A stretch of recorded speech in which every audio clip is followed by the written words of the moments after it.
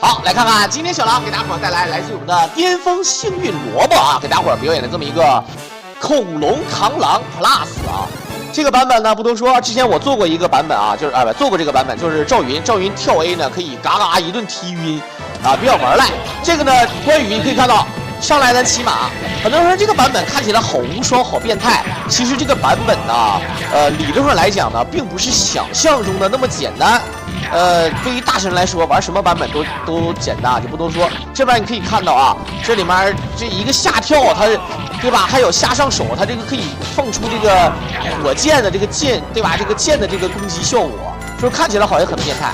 不过呢，如果你们玩的就知道啊，这当然呢，你们一定要听我的。如果你玩不过去，你可以玩一手魏延啊，那个魏延就非常简单了。不过你要选赵云和关羽，我试过，挺难的。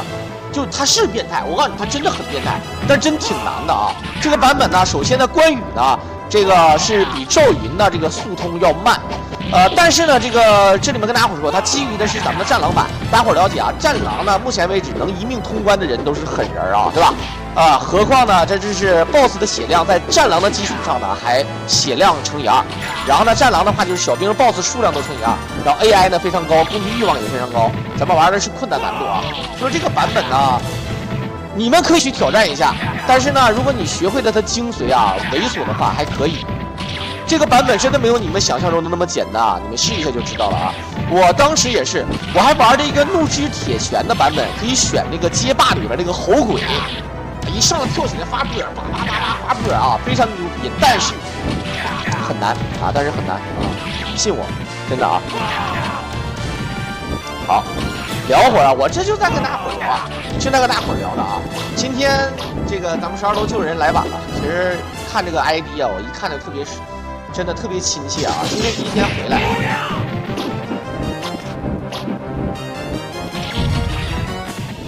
这个关羽想秒人，他就得这么秒。好，回身，然后下跳，就得这么秒人啊！他打这个伤害，哎，就得靠这个。他如果说是你像赵云的话呢，他不是秒杀，当然这个你也秒不掉。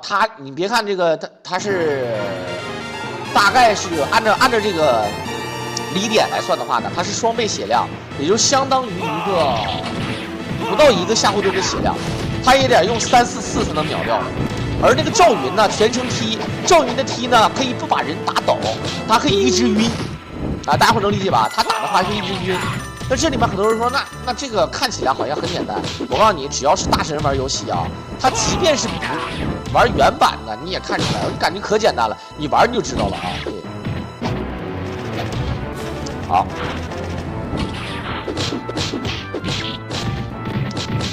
其实不是跟斗鱼。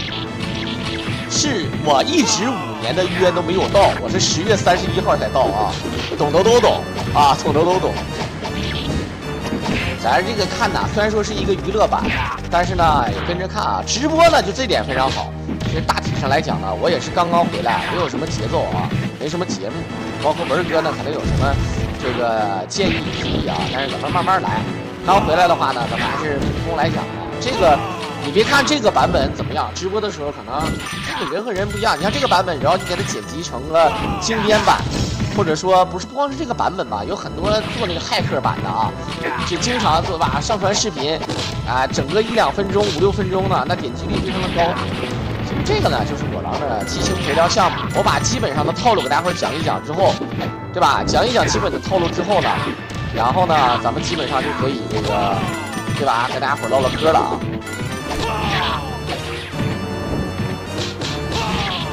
没人能干得过我，操！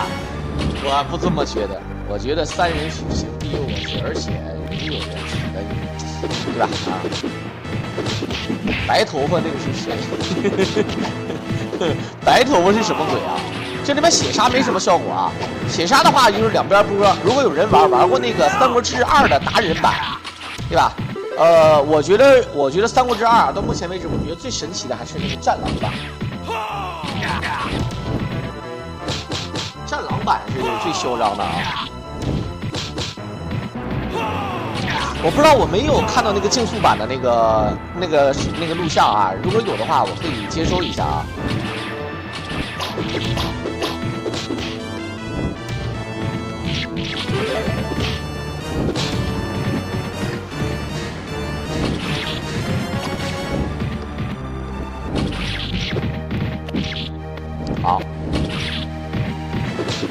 是纹眉了吗？对，是的，啊，对，是的，这个纹眉这个就有点嘚儿了啊。小图这个看起来好像我狼好像挺那啥，一到放到大图就老嘚儿了啊。好，这个地方呢，做一下，一扔，然后往回拽。跟大伙说一下，这个版本啊，这个版本的马是永远不会在地图上自动跑消失的。而且呢，这个版本跟大伙说双 boss， 因为它是双 boss， 在这个 boss 死的瞬间，如果要是有人骑了马了，就是有这个 boss 骑马的话，你就会把这个游戏卡死，你就会卡出 bug。啊，这个版本是有 bug 的，所以说呢，玩起来要注意一下啊。因为能骑马的 boss 没几个啊，你比如说夏侯惇可以骑马，然后像什么那个鸠斗也可以骑马。还有徐晃吧，对吧？还有徐晃，徐晃就是徐若瑄啊，徐晃字若瑄啊。好，麦克风有点小啊。怎么样？现在我调小点啊，调小点怎么样？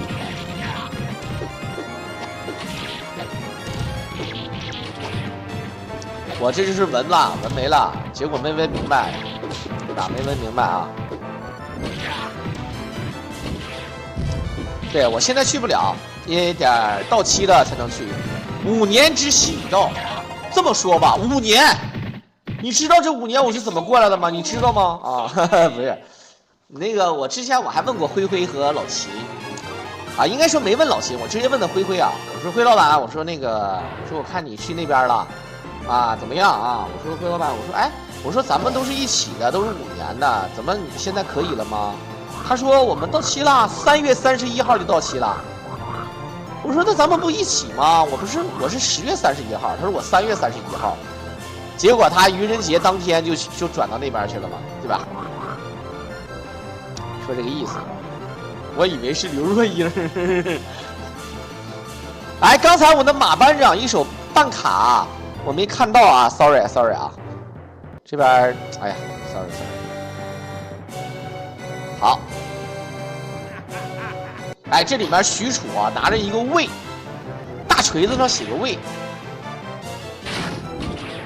其实许褚也是拿刀的啊，很多人觉得许褚是拿斧头的，就是因为好像玩三国杀有这个许褚拿这个，就觉得许褚拿上了冠石斧，对吧？就觉得非常厉害啊，强命嘛，对吧？但是啊，其实拿斧头的是徐晃，而这个三国杀里的徐晃呢，他是兵粮寸断啊，对吧？他是兵粮寸断，无论是徐晃、借徐晃还是谋徐晃，对吧？谋徐晃的话，就又多了一个兵粮寸断加决斗的这么一个属性啊。三国里用大刀的高手太多了。其实吧，这个用刀的，我跟你说，用刀的是啥呢？就是一力降十会，就是说，如果你碰见用刀的高手或者其他的高手，你秒不掉别人，最终呢，也就是打个平手。你比如说，你关羽打庞德，也就是平手。当然，关羽老了，这不用解释，关羽老了那确实是啊。然后再加上什么呢？再加上魏延，对吧？也是用刀。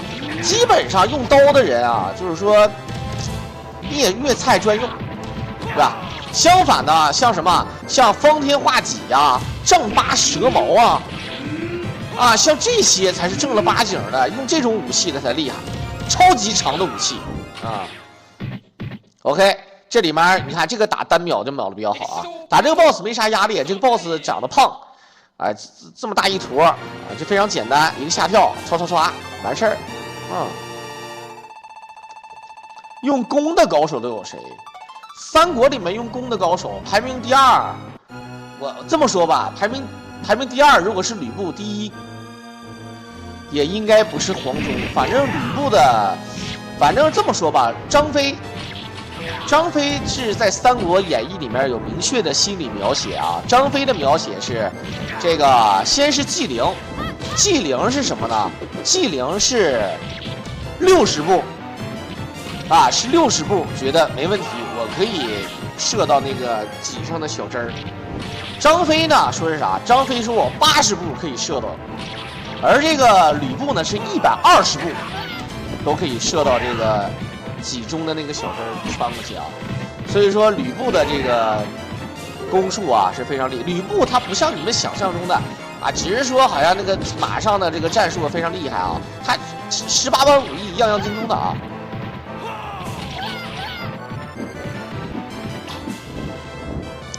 三国后期除了张合，还有谁能打过魏延？你说文鸯吗？当然呢，能打过魏延的不多，能打过魏延的不多，能打过张合的人也不多。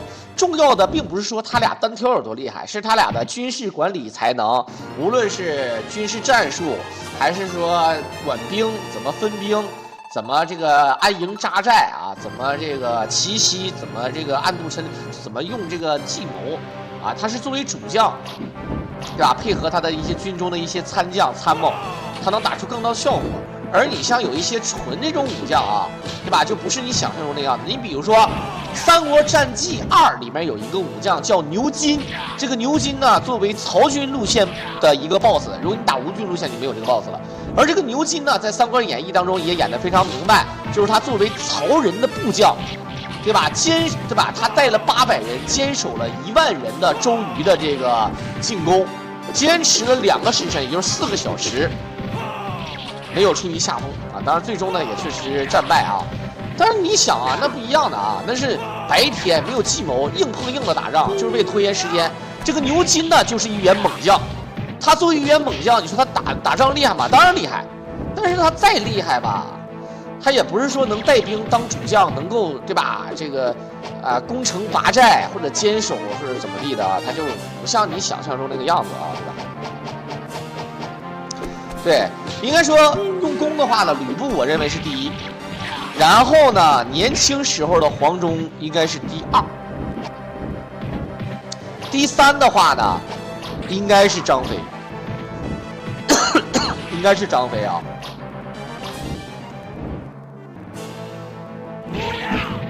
不过又有人说谁啊？又有人说是夏侯渊和曹休啊。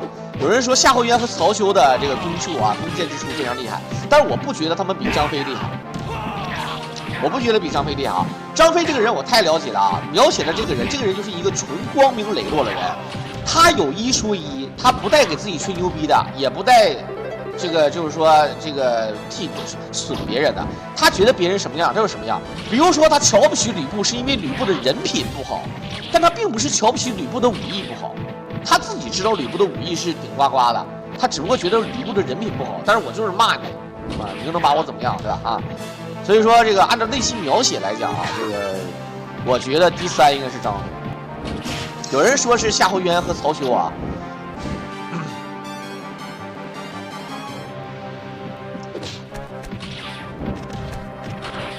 太史慈，你想啊，太史慈跟谁啊？跟这个孙策打个平手，对吧？所以说，按照理解来讲呢，我个人感觉啊，太史慈，他是没法碰瓷这个五虎上将的。但是呢，按照我个人理解，他应该是强张合水平的，他应该是跟张合差不多水平，比张合稍微强一点啊，这我是这么认为啊。但是由于他死的他对吧？他命短啊。这种命短的，你东吴就没有命长的。东吴有几个活得长？就孙权活得长，对吧？就孙权一活80岁，对不对啊？沙漠科射箭，那你看沙漠科射箭很强，你像连东吴大将这个甘宁都死了，对吧？但是呢，这个周泰呢还给他报仇啊，周泰给他报仇了，这个就没法说了啊。中箭最牛逼的不是庞统，中箭最牛逼的是关羽。关羽就是100%被射中，虽然说呢受伤不是很严重，但是100%被射中啊！只要你射箭，关羽是必中的啊！这个人有这个被动效果。大哥，这一跳就有半月斩，这太烂了啊！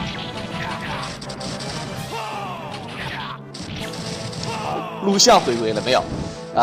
我白天可能也会放啊，兄弟们啊，但是我晚上的话来播的话就是我自己了，兄弟们啊。银河射手马忠，这个按要说马忠啊，在三国里面特别有意思的，马忠有2个，对吧？一个是东吴的马忠，一个是这个蜀国的马忠。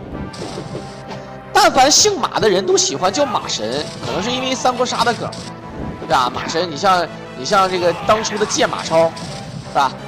这个马神可以封对方的技能啊，可以封对方技能，也算是一个大强命。但是后来我发现一件事啊，那你剑马超跟猛马超就比不了，猛马超就是纯的强命，没有争议的强命啊封技能强命没有争议的啊，那就不说了，那太嘚了啊。神马超，反正我有那个猛马超啊，我感觉猛马超被称为银行卡神将啊，有玩三国杀的人应该了解啊。那要是真的是对吧，在某种情况下猜得准了，拿上了连弩，那真的是让你，那真的是赖的要死，对吧？超级赖的。三国最好色，曹操无争议了吧？好，来看看，打好的话可以直接秒，他防御的话其实更能打伤害啊。这个曹仁是被称之为最强守城神将，对吧？魏国当中啊，要说这个曹操的心腹，很多人说啊，最牛逼的说啊，曹操最心疼的人是谁啊？是夏侯渊、夏侯惇。但其实呢，曹仁，对吧？才是曹操最心腹的心腹，最器重的大将，甚至没有之一啊。曹仁啊，当然这个曹仁的话呢，在三国杀里面啊，有一个谋曹仁，被称之为铁王八啊。你像我没有谋曹仁，但是我有谋吕蒙，谋吕蒙也是叠甲啊，叠甲，谋黄盖叠甲，这都是叠甲的啊。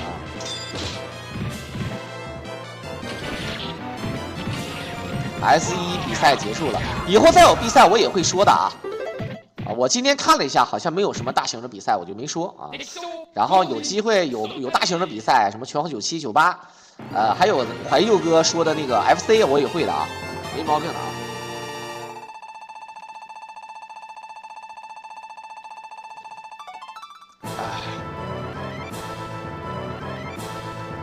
三国最好色的是，其实要说好色，谈不上啊。曹操就你要说曹操好色，曹操只不过是好这个，是吧？这个他这种好色跟你那种不一样。曹操好色也吃过亏，然后后来曹操因为好色吃过亏，最后人家也收敛了，对吧？人也收敛了。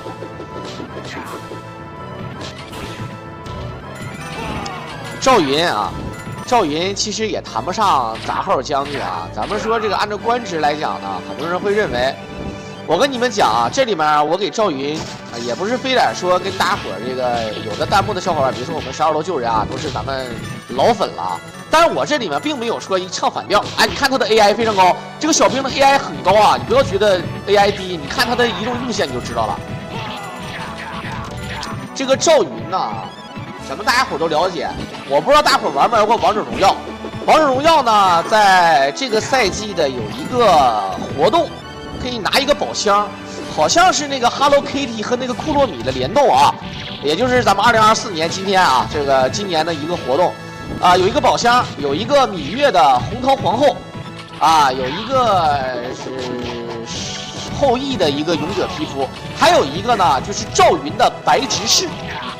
这个白执事呢，一身白色衣服，非常飘逸，也是2016年啊，刚刚上线赵云不久的时候出现的一个皮肤，当时的销量很好，后来呢烂大街了啊，我也有幸换了一个。为什么叫白执事啊？这个执事呢，对吧？这个就是他专门是掌管某件事儿，而这个刘备呢，在这个称为汉中王之后呢，把赵云封为他自己府内的掌内侍，也就是说。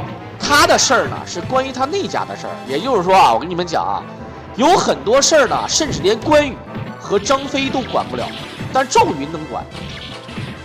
你就好比你看啊，你比如说啊，我跟大家伙解释一下，比如说咱们看那个《甄嬛传》，《甄嬛传》里面你再大的官儿啊，你有的时候不如这个像什么那种大太监呐，或者说是像那个《血滴子》里面那个夏邑啊那种感觉啊，我不知道大家伙能不能理解我说的，很重要啊。这种它跟官职没关系，那你要说五虎将里面最高官职，很多人说关羽，但是关羽的爵位呢，并不是刘备封的，他是汉献帝封的，他是汉寿亭侯，后来被曹操对吧追加为荆王，对吧？荆州之王，然后呢，但是要跟大家伙讲解一个非常重要的一个事儿，就是说啊，这个其实按照这个武将来排名，大家伙都知道有什么上对吧？这个有前将军、后将军、左将军、右将军，对不对？还有后将军，是不是啊？都有知道这个将军的名称。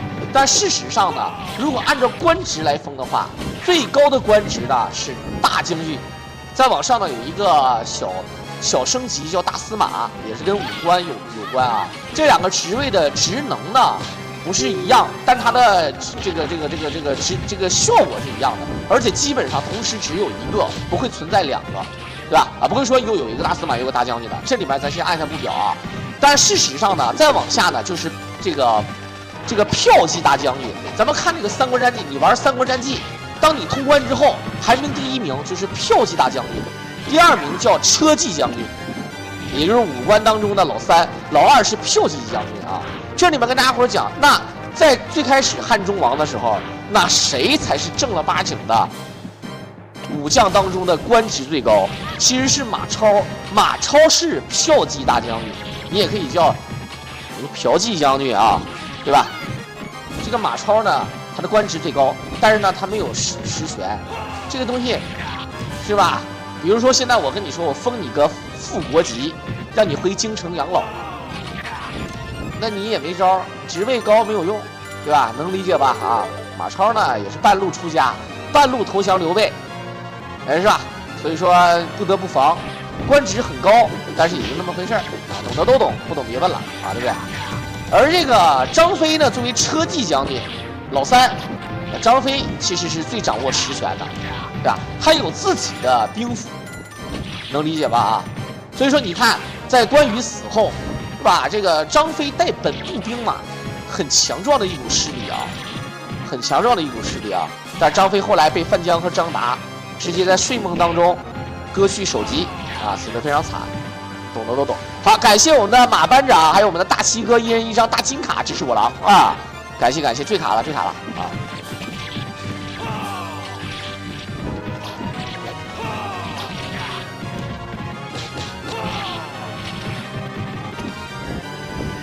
啊，对，你要把赵云当成一个保镖，有点侮辱赵云了啊！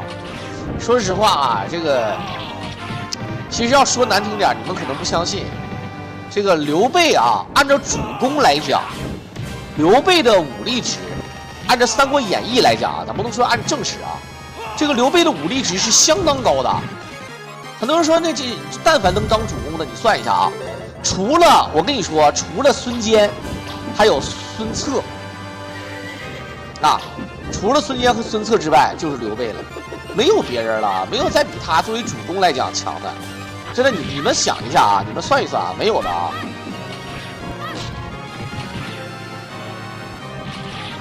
张飞和吕蒙谁更厉害？你这个，你如果按照我们综合的话啊，我告诉你，那肯定是张飞厉害。如果按性格来算的话，那是吕蒙厉害。性格这个东西不一样的啊，兄弟们，性格决定命运。你包括诸葛亮的性格都没有你想的那么好。诸葛亮呢，他不太信任别人，尤其是好不容易信任这个马谡，对吧？马家五常之一，对吧？啊，这个白眉最凉的弟弟啊，马右常啊，最小的，这个想要培养成接班人，结果呢打脸了。后来呢，他谁也不相信，什么事儿都自己干，导致呢忧心忡忡，50多岁就没了。你现在搁现在来讲，50多岁正是年富力强的时候，对吧？有的人70岁还搞政变呢，比如说对吧？比如说司马懿，对不对？曹操不行啊，曹操不行的啊，董卓也不行啊，董卓跟刘备是碰不了词儿了。董卓呢，他的性格比较阴狠，比较阴辣，但是这按照《三国演义》的描写，刘备是厉害的啊。刘备是有2线中的啊，兄弟们，2线中下吧。2线中下，按照我们咱们玩玄黄，你要是按比例来讲，刘备2线中下啊。你要如果是谁能达到1线，孙坚是2线顶，孙策是1线，是这样的啊。兄弟，我不是不播了吗？在合同没到期之前，我回来再播一会儿，没有办法，能理解一下。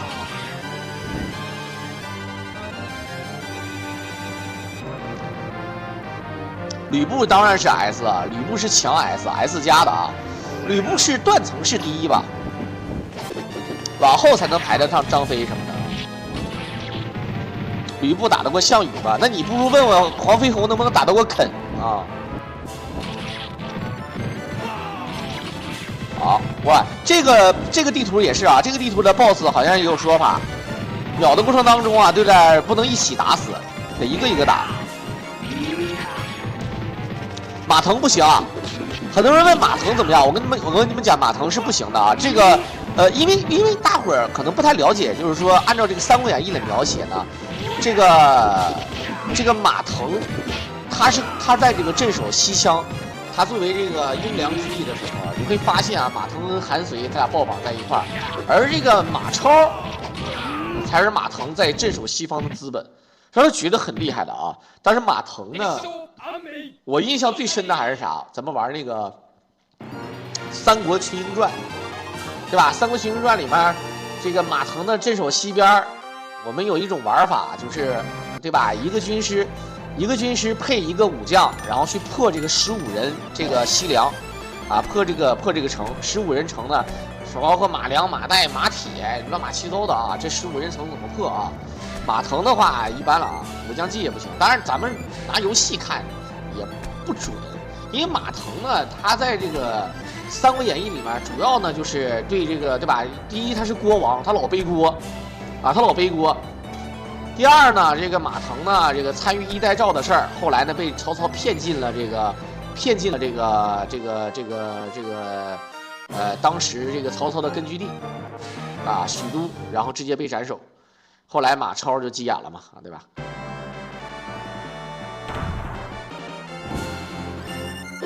肯打都打不过超级我不看向刘三刀，上将军潘凤是吗？啊，回来了啊。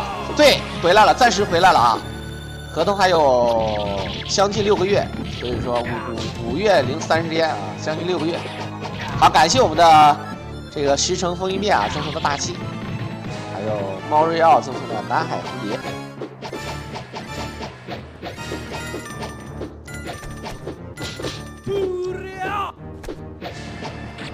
有马良什么事儿？马良啊，军师啊。马良呢，其实也有黑点。马良呢，真的是很厉害啊。这个缺点是他跟着刘备，这个他不像有的人能劝得动刘备啊。比如说你像法正啊，法正他就能劝得动刘备，而这个马良呢，有很多事情呢，你像他去讨伐东吴的时候，马良是跟着的，但是呢，最终呢是败走白帝城，没有办法啊。这个其实吧，也不能赖人家不行，其实主要还是以主公为主。你像袁绍手底下那么多厉害的文臣武将，对吧？这个最终还是失败了啊。主要还是，其实我觉得还是以主公为准啊。你像刘备那么五虎上将在手，对吧？这个卧龙凤雏在手，最终是吧？自己和自己的后代也没有一统江山的，没有意义的，对吧？纵观咱们历史当中都是啊，我觉得还是看主公的，对不对？还是看主公厉害啊。当然，我要是说马良呢，我印象最深的还是我玩那个三国杀。三国杀里的马良啊，他是作为一个精品的武将啊，用那个招募令可以一顿抽啊，非常容易抽啊。我抽了大概没有几十手就出了。然后那个马良的话呢，搁现在来讲，我觉得他作为精品将呢，在某种场合当中呢，有有这个史诗的强度的啊。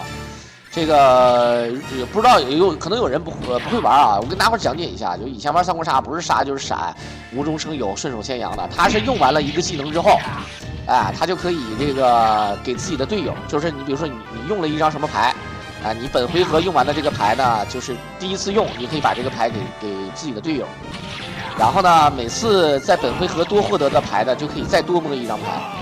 但在回合外呢，如果要是获得牌的话呢，他就会丢掉啊，会丢掉。反正如果会玩的人都知道啊，强度在线的啊，被称之为马神嘛啊。但是呢，他是真马神，那个借马超就不是真马神了，借马超有点懒闲子了啊。刘备的儿子没有皇帝像，好多人都知道那个叫刘晨的是吧？刘晨，北帝王。刘晨的话，作为这个刘备的孙子啊，虽然说不是嫡子啊，但是呢，非常的有这个志气吧，对吧？大家伙可能知道这个，最后呢，这个蜀汉投降这个邓艾的时候，啊，投降邓艾的时候呢，他死不投降，最终呢是，这把自己的这个对吧，这个老婆孩子都杀掉，然后自己呢这个殉国，啊，自己殉国，这非常的有志气啊，这非常有志气。我还活着啊，对呀，还活着的呀，多神，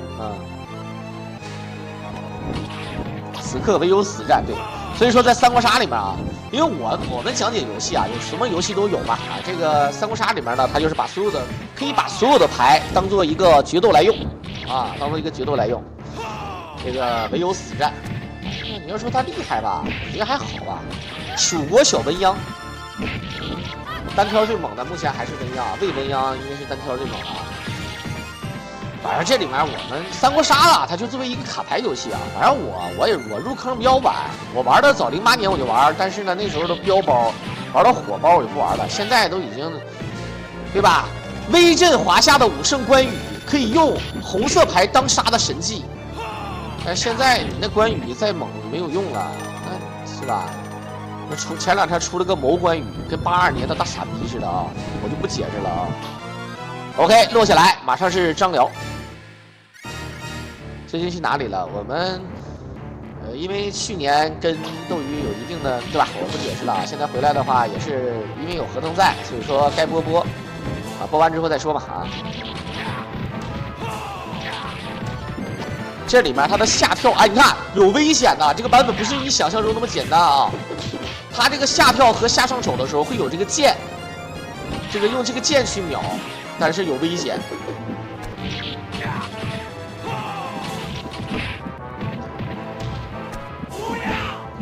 身份局和22太克了，我都不咋玩，我都玩那个演练啊，我都玩演练，偶尔玩会儿斗地主啊，偶尔玩会儿斗地主。好，感谢我们的波神一手大金卡支持我了啊。OK， 你看也是残血啊。我觉得最难的应该是下一关。我觉得所有的游戏最难的都是倒数第2关，就绝大多数的宠物游戏啊，我不知道为啥，大伙儿有没有这种感觉？绝大多数的宠物游戏都是倒数第2关最难。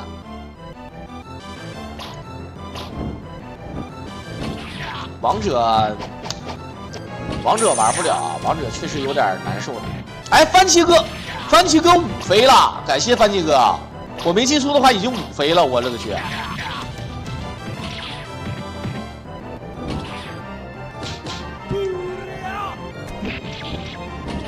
最喜欢玩游戏。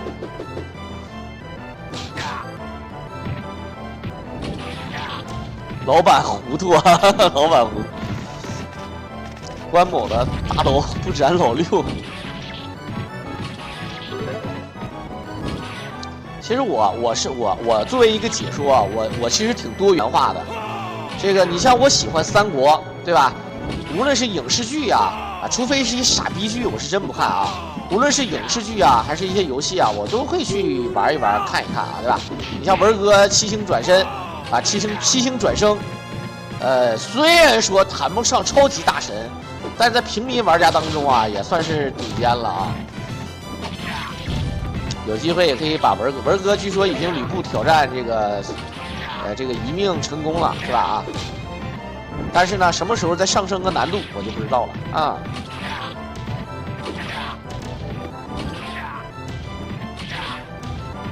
王者没突破量，我现在还是都赛季都快完事儿了吧，我还那个星耀呢，我不咋玩啊。我说实话，王者我自己太了解我自己了，我觉得我卯足了劲拿勇者积分，我最多能干个王者30星。我觉得啊，就如果说跟别人双排找个大神带我能上50星。你要再往上上，那个大神就说你给我滚吧，就你这个意识你拉倒吧，我就跟你玩不了，跟你玩都上头啊，上火。而且我上那些星也无非就是按照版本来，这个版本牛逼我就玩一玩，我觉得这个版本厉害，它加强了我就玩点赖，我就选这个人啊。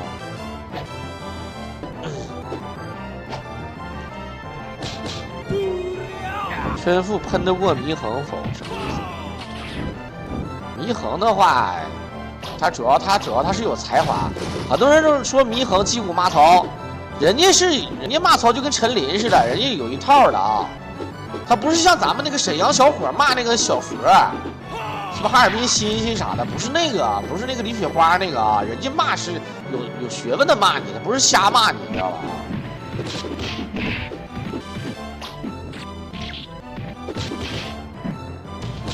祢衡那个5秒是啥？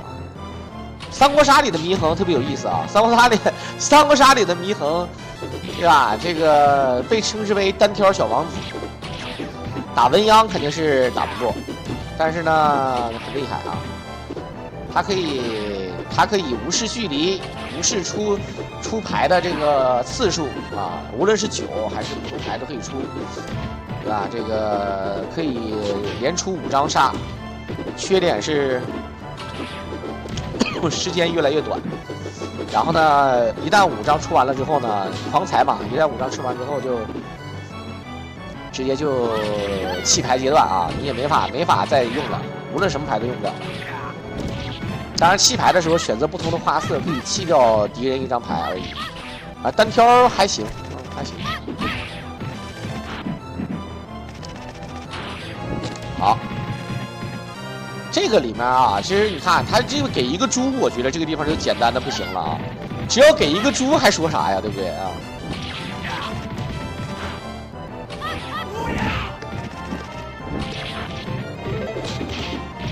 骂人不吐脏字儿，对呀、啊。骂人吐脏字儿就不行，哎，有危险，赶紧吃猪去！我操，赶紧乌鸦，不乌鸦，哎，赶紧，我要死了！我操，有难度啊！我跟你说，这个小兵的 AI 很高的，真的很高，玩过战狼版的都知道，这个不仅是战狼版，而且是战狼版 BOSS 血量乘以2，那是给你嘻嘻哈哈的吗？啊，祢衡没骂。那个诸葛亮骂死人那个事儿吧，其实呢，主要还是这个，就跟那个张飞喝断那个夏侯杰似的，这个多有的时候可能就一股气儿。兄弟们，我跟你们讲啊，就骂人把人骂死，其实很简单，就是咱们现在，比如说啊，咱们现在大马路上碰见一些老人，啊，老爷爷、老奶奶啥的，啊，好像做了一些咱们现在理解不了的事儿，你上去说他2句。人家，哎，那你废了，那你3包了，兄弟们，你3包了啊！但是这个很正常，有的人就一口气儿没顺过去，直接一下给我骂过去了，很正常啊。这个你别说当时能把人骂死，现在都能把人骂死，很正常的啊。骂一骂给人骂哮喘了，这个很正常嘛啊，对不对啊？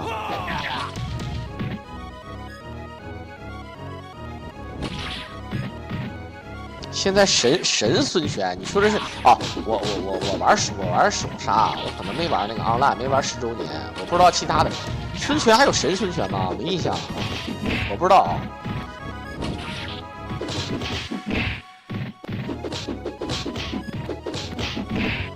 好。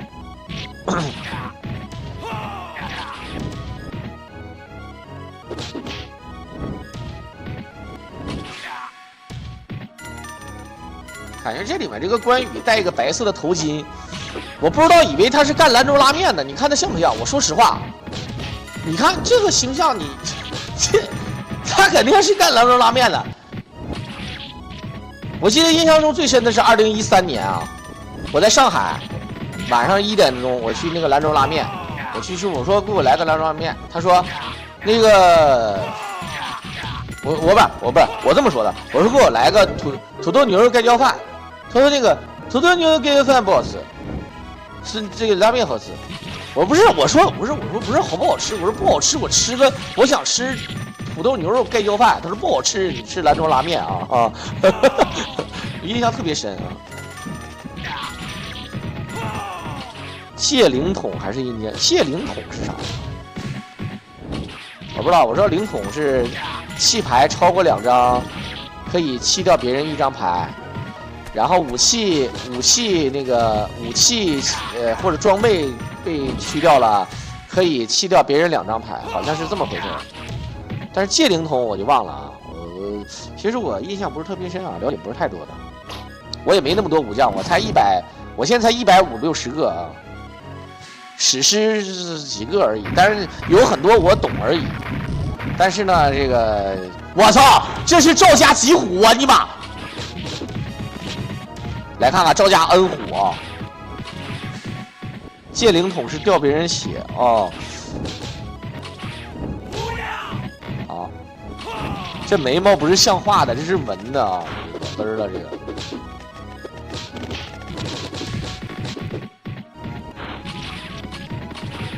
好。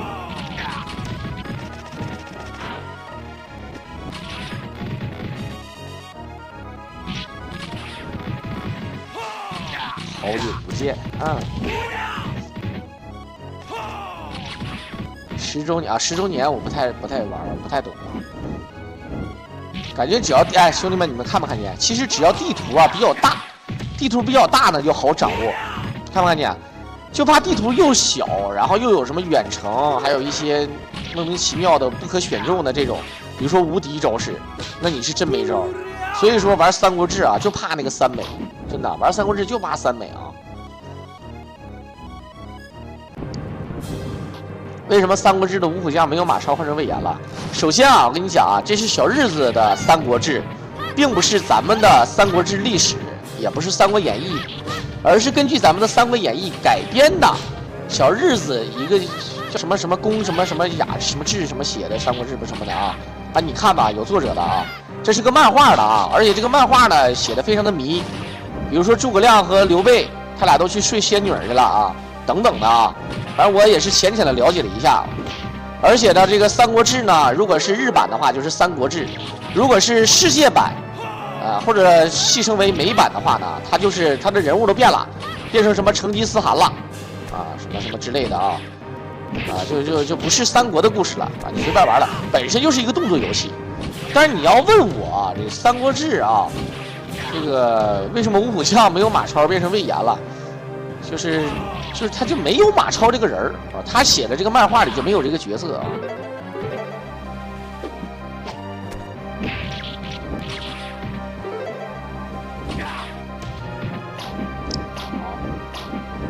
而且很多人说《三国志2》没看过《三国志1》啊，但其实《三国志1》是有的啊。好，来看看整个这个游戏当中，无论是哪个版本啊，都是最难的一个版本之一。等它冲出来，啊不冲出来，直接把马卡里面。来看没看？他不能把马留着住啊，如果把马留着就嘚儿了。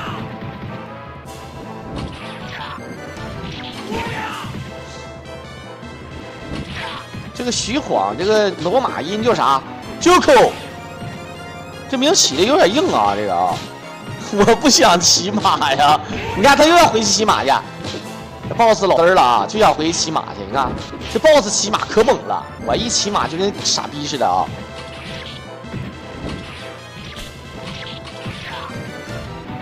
好，其实啊，游戏就是这个设计。你要咱们玩一些其他的游戏啊，那个时候它没有这个武将，你就用不了嘛。按照这个历史也好，还是小说的时间线也好，《三国志》啊，你看《三国志2》，咱们这个游戏一上来是哪？先是这个对吧？这个火烧新野，这个什么火烧博望坡这一段，也就是说刘备呢，还是在荆州这个刘表帐下，作为一个外助人员啊，作为一个外助人员。所以说呢，是那个时期，《三国战记》呢一上来是截江救阿斗，那个时候呢，刘备已经是娶了孙夫人，啊，对吧？已经娶了这个孙夫人，这个并且呢，大伙儿也看得到啊，这个正在进攻这个西川的时候，对吧？啊，这么一个套路，对吧？这是《三国战记》。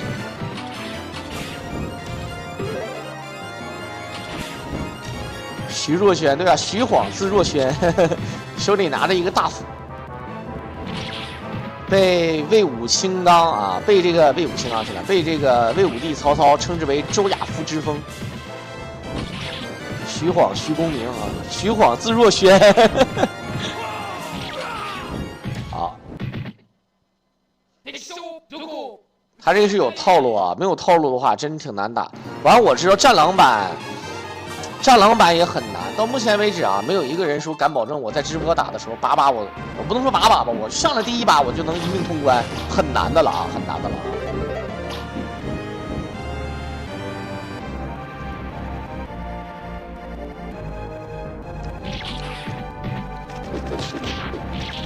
为啥《三国战记1》的 BOSS 叫孙姬不叫孙尚香？很正常啊。其实古代的时候啊，女性的这个地位呢是比较低的。一般来讲，女性啊都是没有什么名字的啊。这个并不是说咱们搞这个性别歧视啊，古代是这样的。这个你包括你像糜夫人，都叫糜夫人，糜夫人叫啥知道吗？啊，对吧？糜夫人，难道叫啥？叫糜姬，对吧？很多人说那甄姬我咋知道啊？甄姬就不叫甄姬了，你叫甄宓或者叫甄宓，是吧？也可以这么说。我不知道以为叫甄嬛呢，对吧？但是事实上啊，这个一般来讲，女性呢在古代的时候呢，即便她出身高贵，大多数呢都是政治的牺牲品，很少有自己的名字，也并不是说没有啊，并不是说没有，对吧？但是呢，多数也是字，比如说她字什么什么，对吧？当然，这个一般来讲叫孙姬是很正常的，因为一般没啥名字啊。你像孙尚香，那都是说咱说为了给他起一个名字，按照现在咱们的这个思想来说，给他起个名字比较好理解，对吧？古代的时候一般来讲就是什么什么夫人啊，什么什么美人儿啊，什么皇后，什么王皇后啊，郭皇后，对吧？啊，这个等等，一般都是这样的啊。你像比如说，你像汉朝的时候，啊，戚夫人被做成人质那个啊，吕后，你像这个吕雉是有名字，对吧？那作为皇后还好吧啊？你像这个，包括你像这个蔡文姬，对吧？蔡文姬后来，对吧？这个叫蔡文姬，为什么叫蔡文姬？因为她其实按理说应该叫蔡昭姬，但她又犯了自己这个司马昭的这个名字啊，所以说她改了，以男性为尊，就叫蔡文姬啊，就不叫蔡昭姬了啊。为什么黄月英有名字？这个包括你像新献英，是吧？也是按理说给人一种感觉也是有文明的。其实有一些古代的文豪或者地位非常大或者非常出名的人，就会给他这个起个名字。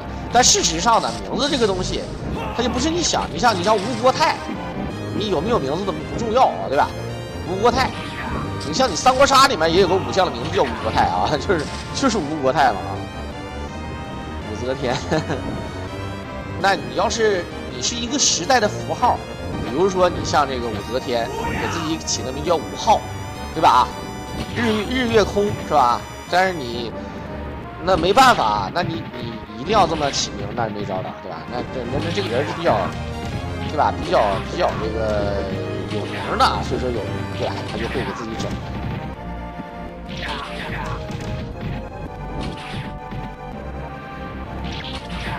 好，对，有的时候会有犯皇帝忌讳的，就是皇帝就是天子的这个忌讳要挡住嘛，很正常。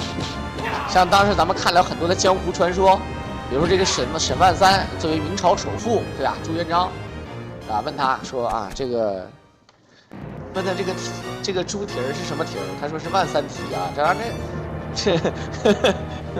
万三蹄。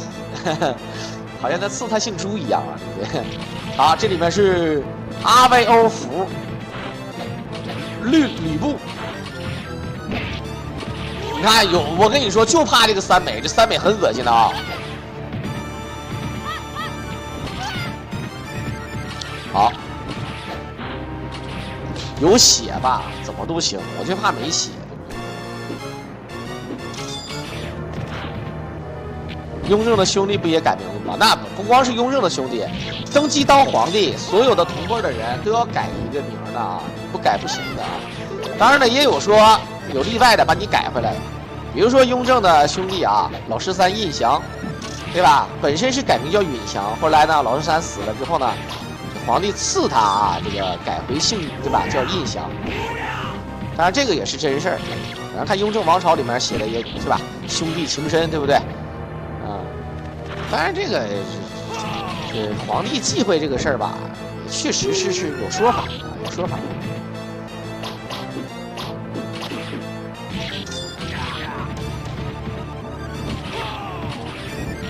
我操，这个感觉他这个跟赵云真的比不了啊！你们如果看过赵云，你就知道赵云有多赖了。但据说最赖的还是魏延。如果这个版本玩魏延啊，据说刷刷的啊，不是跟你嘻嘻哈哈的啊。所以被崇祯杀了。其实，在咱们古代啊，或者叫封建王朝社会的时候，有太多的不合理了，或者说也不叫不合理了。有的时候呢，你就无妄之灾，你没办法。有时候你可能，甚至有可能你有个小名儿，有可能你就会死，甚至你有可能会被蛊惑嘛。比如说，这个在新朝的时候，新朝呢就是西汉和东汉之间，新朝呢就是王莽篡汉，王莽篡汉建这个朝叫新朝。这个新朝的时候，就有一个人叫刘秀，很多人说啊，那不就是刘演的弟弟吗？后来当皇帝汉光武帝嘛？不，这家还有个人叫刘秀啊，那个刘秀就老惨了，那个刘秀还是当官的，觉得自己能造反成功啊，后来拉倒了。OK， 曹操干死了。一共花了50分钟，这里面跟大家伙讲解一下，这个曹操居然没有，这个曹操已经加血了，已经加了一管，对吧？这个1倍的血量了，但是还是被秒，所以说曹操懒闲了啊。50分钟通关，来自于我们的巅峰的幸运萝卜。这个片尾的最后呢，也是感谢大家的收听。